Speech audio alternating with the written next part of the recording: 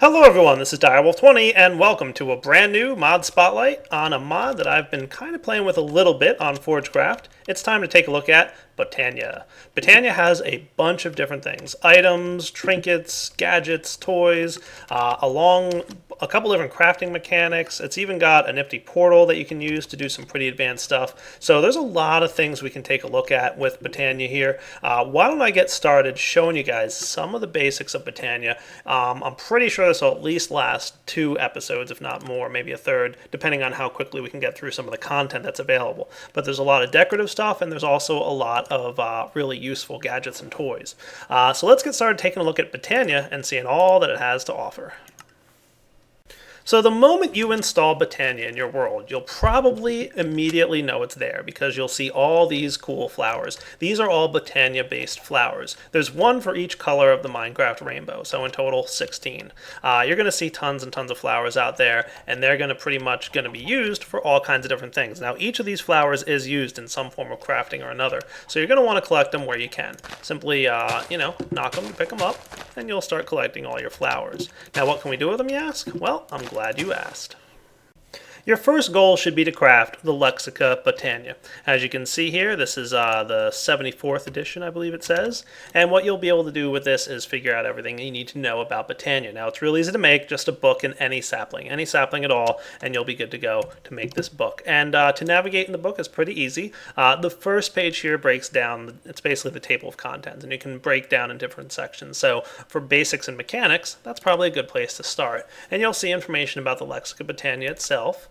And to flip the pages, you just click this next page button and you'll be able to see all kinds of good information. And then to go back, the button's down here. And you'll want to find your mystical flowers, your petal apothecary, and some of the things we're going to need to get started, which obviously I'm going to be showing you as part of the spotlight. But definitely grab yourself a Lexica Botania, because the other thing that's cool about it is if you encounter anything from Botania in the world, you can simply shift right click with the Lexica Botania in your hand and it'll open up to that page. So once you find something that you don't know what it is, or if you go ahead and craft something and you want to place it in the world and you want to remember what it's about, you can definitely do that by just simply walking up and shift right clicking on it. Very cool. So let's get started. What's one of the first things we're going to want to do? Well, let's take a look.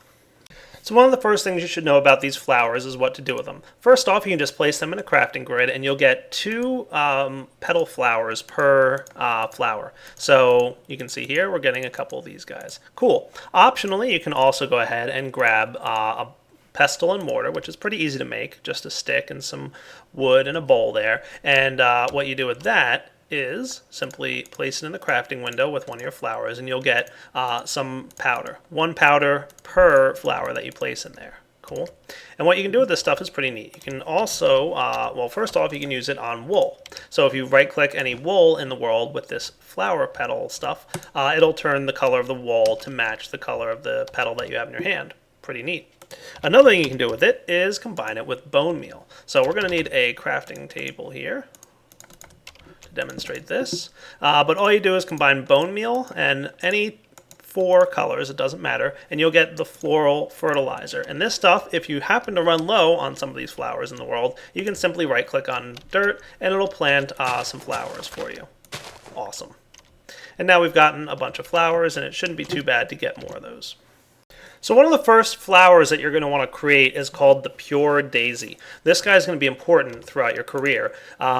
In order to get that, though, you're going to need one of the machines that's available for crafting in this mod, and that is the Petal Apothecary. Now, any cobblestone on the bottom here, and a couple cobblestone slabs, and any petal, so any petal color that you happen to have, and you can go ahead and get yourself a Petal Apothecary. This guy is going to be responsible for doing all the cool stuff that you want to do. In order to craft with this thing, first you need to fill it up with water, and then you have to figure out the crafting recipe for it. So what we want to make right now is a Pure Daisy. That's the first and most important flower that you're going to make. Okay, this is what's going to give you access to living wood and living rock, which are used further down in the mod. Okay, so in order to craft this thing, it shows you the recipe for the Pure Daisy within the book. So that's why the book's important, because it's also your guide to crafting. So a Petal Apothecary with 4 mystical white petals in it. Okay, well I happen to have 4 mystical white petals here, which I got from some of those flowers that were hanging out nearby. Let's just toss them in. 1, 2, 3, 4. And they'll be swimming around in there happy as can be. Now, in order to finalize the crafting, you're going to need some seeds. Just drop 1 set of seeds in there, And ta-da, the water is dispersed and we get ourselves a pure daisy. That's how you craft using the petal apothecary. It's a pretty simple and straightforward process. Now the pure daisy is going to be used, like I said, to make living wood and living stone. Now you can either just surround this thing completely with wood or completely with stone, it's up to you, or you can do it partially. I'm just going to get another pure daisy here to demonstrate. So you can kind of do this however you want. I'm going to surround one with wood. And like I said, you can have a mix of it, so you can put like, a few pieces of wood and a few pieces of stone around the same one. It doesn't matter. You only need one of these, but for this demonstration, I'm going to have two. And then just let them sit there for a minute. Now, a good indication that things are working are that you see these white particle flecks dancing all around the wood and the stone here. And like I said, about a minute or so later, you should see this wood and stone starting to be transformed. And there it goes. So the wood's going now, and the stone will probably follow right after it. Nice. There we are. So now the pure daisies have done their job. You can see no longer do we have the white particle effects because it's no longer doing any work. And we can now harvest this living wood and living stone, which is going to be pretty important for some of the things we're about to craft. One of the first items you're going to want to use your living wood for is going to be an item called the Wand of the Forest. There's a bunch of different items that this thing can be used for, but you'll notice that a living wood twig is one of them. You simply combine a few of these living wood twigs with any two colors, whatever two colors you want, and you'll be able to have a pretty cool wand with two different colors of petal on them. I'm just going to go ahead and grab this one because it looks cool to me. So while we're looking at flowers, why don't we talk about two different types of flora that are available to you with Botania. Generating and functional flora. And in general, generating flora will generate mana, and functional flora will use mana to do some cool stuff in the world for you. So let's start by generating some mana, then we'll look at mana manipulation to see how we can spread that mana around and use it, and then finally we'll get into functional flora with some of the cool stuff that we can do with these different flowers. So first off, generating mana. The most basic flower that you're going to want to get is the Daybloom. This guy's pretty straightforward. Basically, it uses the sun to generate mana. And as you can see here, you're going to need a mystical orange, light blue, yellow, and yellow petal. Let's go ahead and get ourselves a Daybloom. Now, we've already seen this crafting mechanic, so I'll get myself some Dayblooms. And I'm just going to place them right here. You're going to want a decent amount of these because they really do not do too well in terms of generating mana. And what's cool is you can use your Wand of the Forest that we just crafted to right click and find out how much mana is stored in them. So as you can see, we've got this nifty little light yellow thing, and you have to right click on these to see their current status. So whenever I right click, it's going to update and determine how much mana is stored inside the Daybloom. Cool. Looks like it's doing a good job of generating some mana for us. Good job, Daybloom. Now, honestly, that's not a terribly large amount of mana, so we are going to need some other flowers, but we'll get into that in a moment after I show you what you can do with it. So in order to capture and store this mana, because these guys have a very small amount of storage themselves, they're almost full, and we're going to want to go ahead and do something with this mana, so we better store it somewhere. Let's get ourselves the mana pool. The mana pool is not too hard to make, just a few pieces of living wood or living stone, and you're going to want to place that somewhere in the world like here. That looks good. But you'll notice that these guys are not automatically sending their mana over to the mana pool. Let's get ourselves something that can help us out. Let's take a look in here and see what's available. Mana manipulation, the top two are mana pool and mana spreader. So mana spreader is probably important. This is the block that allows mana to travel from point A to point B. Alright, let's take a look at it. So to demonstrate the mana spreader, first I want to pick up the mana pool and place down the mana spreader. Cool. Now when I'm holding on to the Wand of the Forest, we're going to see this nifty particle effect right here, demonstrating where this beam of mana is going to be shot at. And we'll see here that the mana spreader is also storing a small internal buffer of mana, and the Dayblooms are all empty now. So what happened is the Dayblooms already sent their mana over to the mana spreader, and the mana spreader is storing that internally in a small buffer. And it's ready to shoot its mana beam straight over to somewhere that can store mana for us. It should also be noted that this thing doesn't have an infinite range. What happens is after a small amount of time, indicated by the sparkling light right here, the mana will start to diminish in the beam. So you'll basically have energy loss. So the mana will get to this point and will deliver its full amount of energy, and then anywhere beyond this point it'll start to lose some mana, and once it does eventually hit its target, it will deliver less mana than it originally started out with. So some of that mana is lost in total. So keep an eye on that little point. Make sure not to have your mana pool too far away from the mana spreader. I don't need it to be too terribly far away right now, so I'm going to go ahead and store the mana pool right here. Ta-da! We'll start to notice some mana being dumped into the pool. You'll notice the pool starts to fill up, and now we no longer have a storage of mana in the mana spreader. You'll notice a beam of energy flowing into it every so often whenever the day blooms generate enough for us. Pretty cool, right? So we'll see here the mana spreader slowly filling up with a little bit of its internal capacity, and then eventually it'll shoot a burst of mana into the mana pool. You'll also note that when you mouse over the mana spreader with your wand here, you'll see the block that's illuminated is the one that's being targeted by the mana spreader. Cool. You can also shift right click on the mana spreader here, and it'll go ahead and orient it in different directions. So I can shift right click this guy, and you'll see that his direction is now faced differently. Or shift right click over here, and he'll rotate around to try and find the appropriate point that I'm pointing at. So again, to orient this thing, simply shift right click, and then you can shift right click around to kind of get it to face in the general direction that you want. And then shift right click the item that you want to aim at, and it should wind up aiming over there. So let's see. Come over here, you. There we go. Now it's targeting it correctly again. Cool. So we can see it's now targeting and doing what we want it to do. And because I added some more day blooms here, we're going to have more mana bursts getting generated, because obviously we're generating more mana. However, if we want to generate more mana than the simple day blooms can handle, there's several other functional flora or generating flora that are available to us. Let's take a look at a couple more of these. Obviously there's a bunch. Endoflame is probably a good one to take a look at. This one's pretty straightforward. The Endoflame simply burns up items, and all we have to do is plant it nearby and get something that burns. For example, the piece of coal. So if we drop a piece of coal on this thing, it should destroy the coal and start generating mana for us. Cool. And we can see that our block here is sending a lot more mana beams a lot more rapidly because we're generating more mana. So this wand, or this Endoflame right here, will generate a lot more mana a lot more quickly. The Entropinium is a pretty nifty flower. All you have to do is blow up some TNT nearby, and it'll absorb the blast completely and generate a bunch of mana and send it directly to the mana pool. So you can see a ton of mana being generated there because of that blast of TNT. Wow, that was a lot of mana. Whoa boy, that thing really filled up. Nice. So tons of mana is produced by exploding TNT near the Entropinium.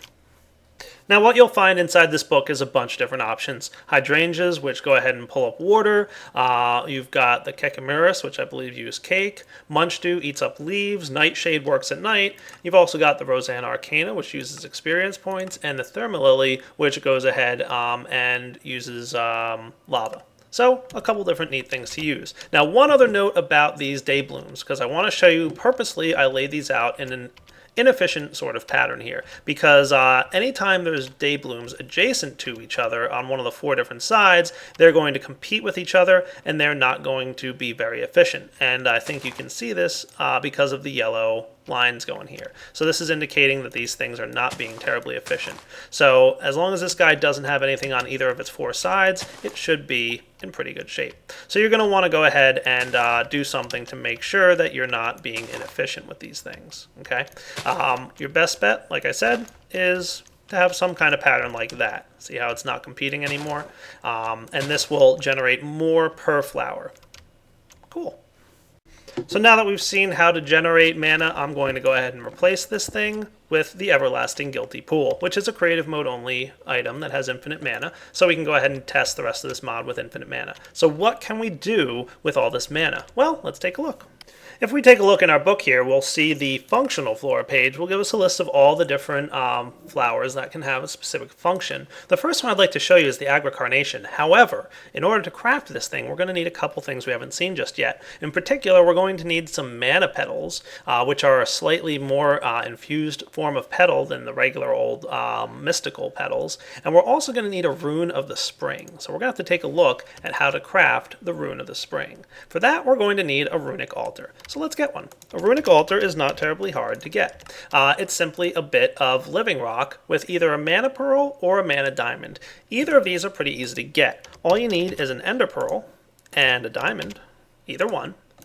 You don't need both of them, but I'm going to demonstrate. And those get dropped into the mana pool with some mana in it. So as long as you have some mana in your mana pool, it'll return the mana pearl from an ender pearl and the mana diamond from a regular old diamond. Okay, so make sure you have some mana in there. If you drop it in and it doesn't work, you probably don't have enough mana, and you're going to need to generate some more. Okay, once you've got this, you should be able to use them to get yourself the runic altar. Let's go ahead and see how to craft using the runic altar. Nifty. So in order to get our rune of the spring, we're going to need either a rune of fire and a rune of water and a couple other things. So let's see how this thing works. First off, we're going to need a blaze rod, gunpowder, and nether wart. That shouldn't be too bad. Blaze rod, gunpowder, and nether wart. Finally, we're going to need mana steel, which is simply an iron ingot into a mana pool. Well, that's pretty easy.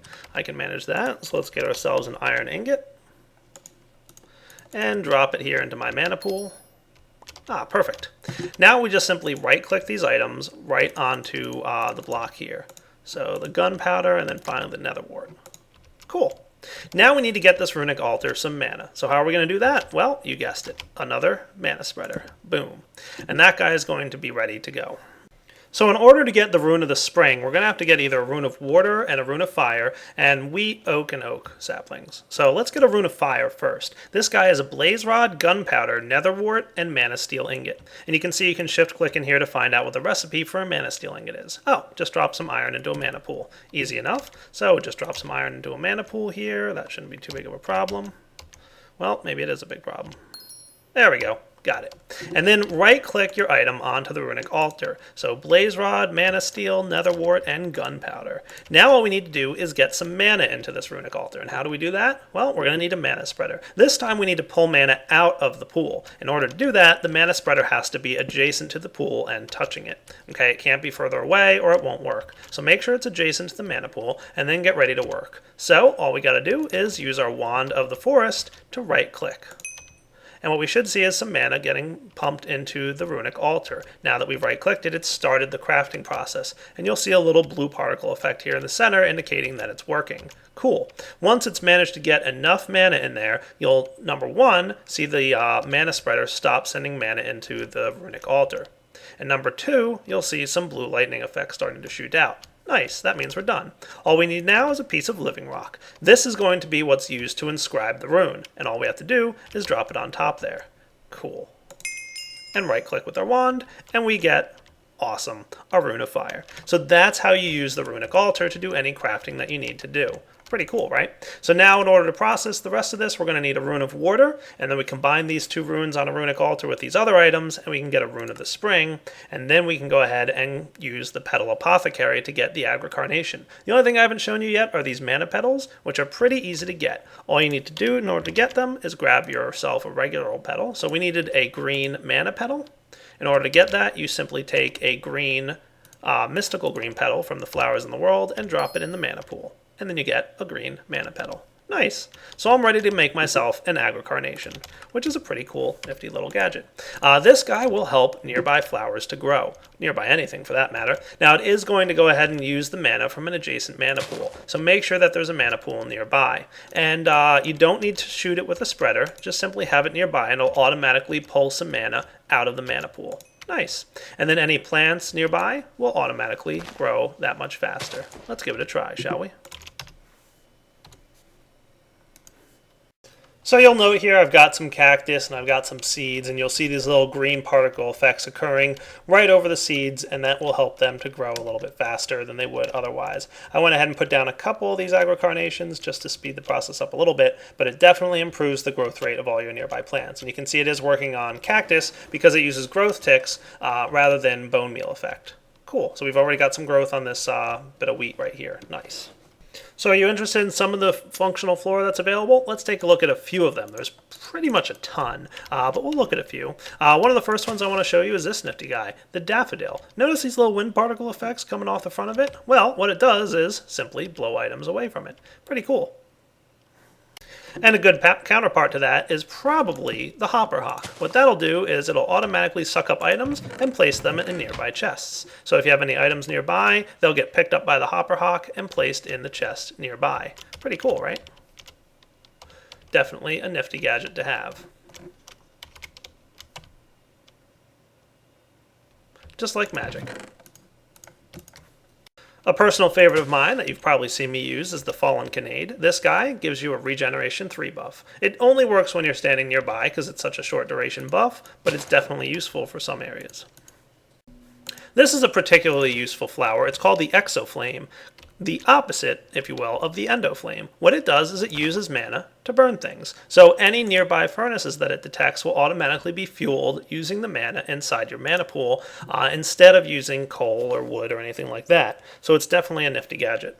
The Clayconia here is a pretty nifty gadget. It will go ahead and turn any sand in the world nearby into clay. Now it doesn't turn it into clay blocks, unfortunately, so you're not going to get a ton of clay out of this, but it works pretty well.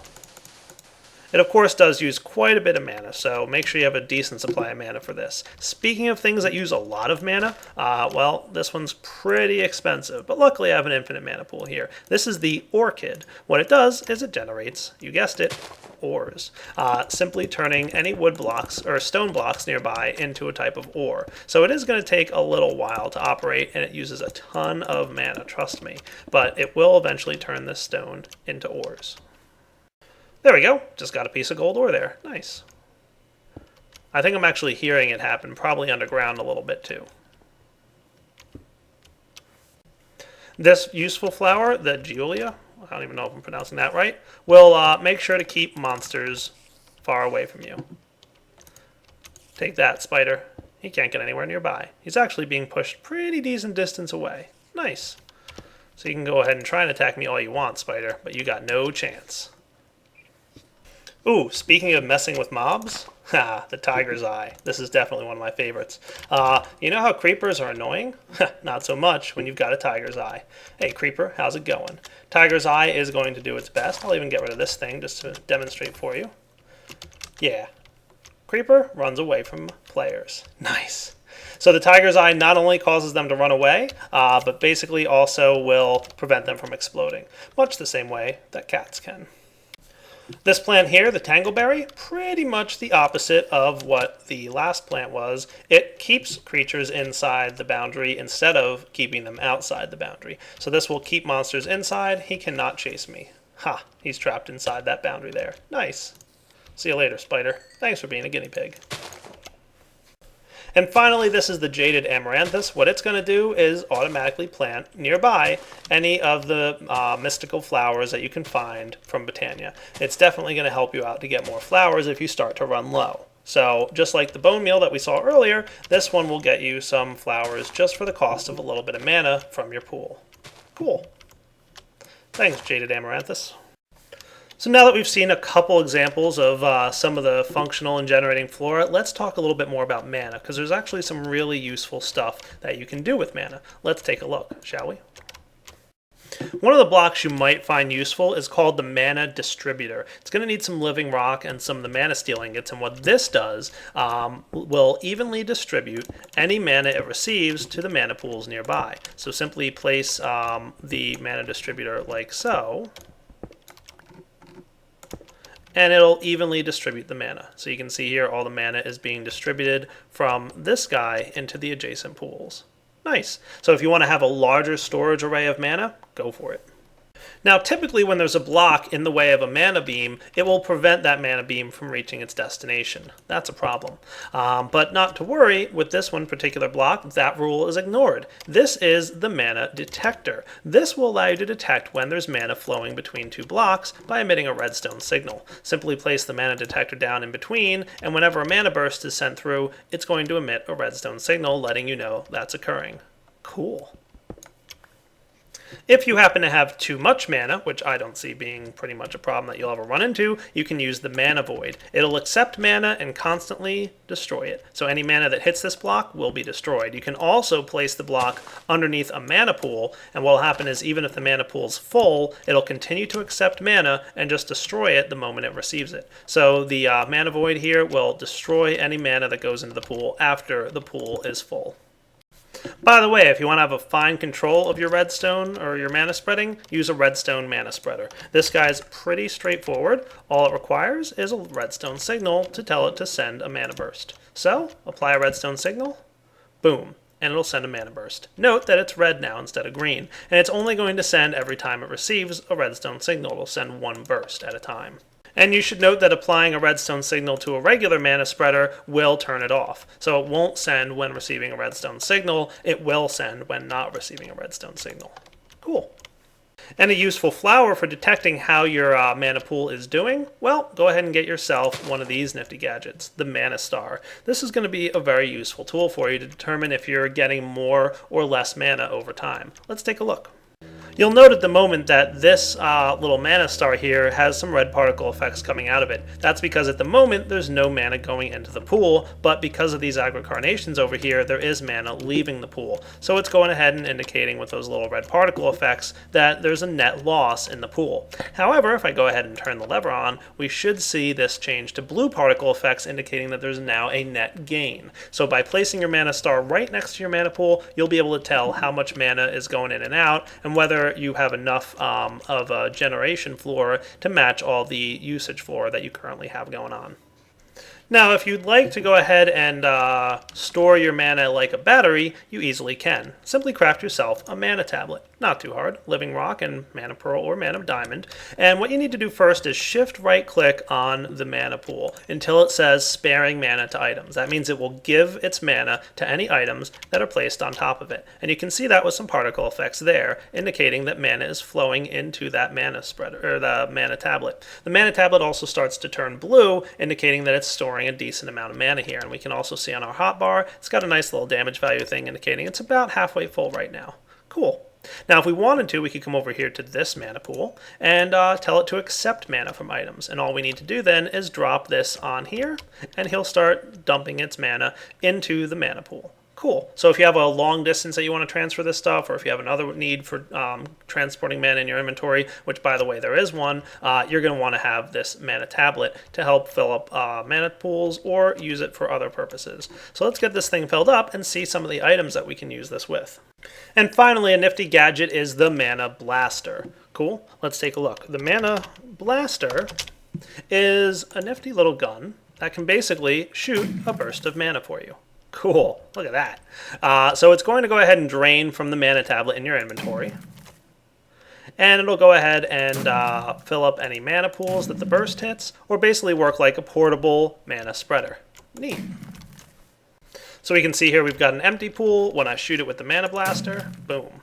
It should have a little bit of mana in it. Nice. Haha, that's cool. There's a couple other uses for this too, but I think we might have to get that in the next episode. The next item I want to show you that relates to this mana tablet is Mana Steel. So we already saw how to craft Mana Steel, right? You just drop some iron into a mana pool and you get a Mana Steel ingot. Well, you can use that to craft any tools or armor in the game. So you get shovels and pickaxes and axes and shears. This stuff is pretty cool. Let's take a look. I'm going to go ahead and get the Mana Steel. I'll get a full set of the armor. Oh yeah, looking sharp. And I'm also going to get myself a pick and a shovel just to demonstrate this nifty ability. So basically what these guys do is they act pretty much like iron tools and armor. However, they have much better enchantability than the regular old iron. So if you throw this into an enchanting table, you're going to have a better chance at some better enchants. The other thing is they're not going to use up their durability if you have a mana tablet that has mana in its inventory. So we can see here we've got a mana tablet. It's currently got a metadata value of 4. And if I go digging around the world here with this shovel, the shovel's not taking any durability damage, but we are losing mana from the mana tablet, so the mana tablet is slowly being drained, and the same for the pick. So as long as you have a mana tablet nearby in your inventory, it's going to use up the mana from the tablet instead of using durability on the tool. And this also goes for mana steel armor. So if I were to get myself a creeper here and have him blow up near me, the damage would not occur. Ouch.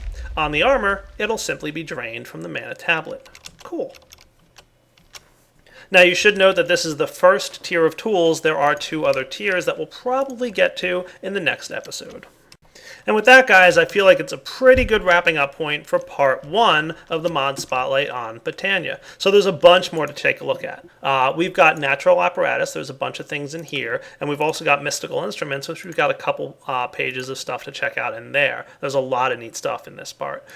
We've also got baubles and accessories, a couple pages here, which give us a whole bunch of nifty toys and stuff that we can use in our bauble slot, which, as you guys may or may not know, is a Thaumcraft functionality that is being added onto through the baubles function in Botania. And then we've got Alphamancy, which is a brand new area all about elven items and tools. Some really nifty stuff to take a look at there. That's really high-end, really expensive stuff, but at the end it's very useful and cool. And then finally, probably towards the end of part 2, I'll show you guys some of the decorative blocks and a couple other nifty things that happen in the miscellaneous section of the Lexica Botania. For now, this is Direwolf20 signing off. Hope you enjoyed part 1 of the Botania Spotlight. We'll be back with part 2.